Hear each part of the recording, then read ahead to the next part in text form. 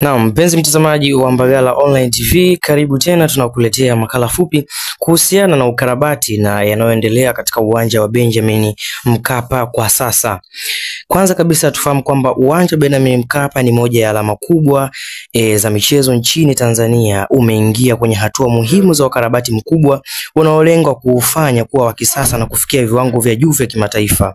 Mradi huu wa ukarabati unahusisha maboresho ya kina kwenye viti vyote 60,000 wanavyokaa watazamaji pamoja na wadau mbalimbali wa michezo, mfumo wa taa, vyumba vya kubadilishia wachezaji, maeneo ya waandishi wa habari pamoja na usimikaji wa teknolojia ya video, yani assistant referee au VAR. Zaidi ya kamera 200 za usalama zimewekwa ili kuhakikisha usalama wa watazamaji na wachezaji, huku miundombinu rafiki kwa watu wenye ulemavu ikiboreshwa kwa mujibu wa matakwa ya FIFA na CAF, shirikisho la mpira barani Afrika. Serikali ya Tanzania imetenga zaidi ya bilioni 31 za Kitanzania kwa kazi hii, ikilenga kukaramisha ukarabati kabla mashindano makubwa ya AFCON pamoja na CHAN 2025.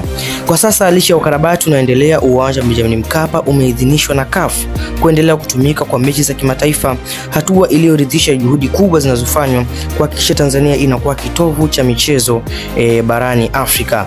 Kwa ujumla, ukarabati huu si tu utaongeza hadhi ya Tanzania kimataifa, bali utafafanua malengo zaidi kwa maendeleo ya michezo na sekta ya utalii nchini.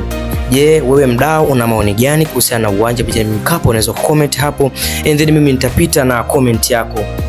Endelea kutufuatilia katika mitandao yetu ya kijamii kwa update zaidi za michezo pamoja na nyaraka mbalimbali hapa nchini na nje ya mipaka ya Tanzania.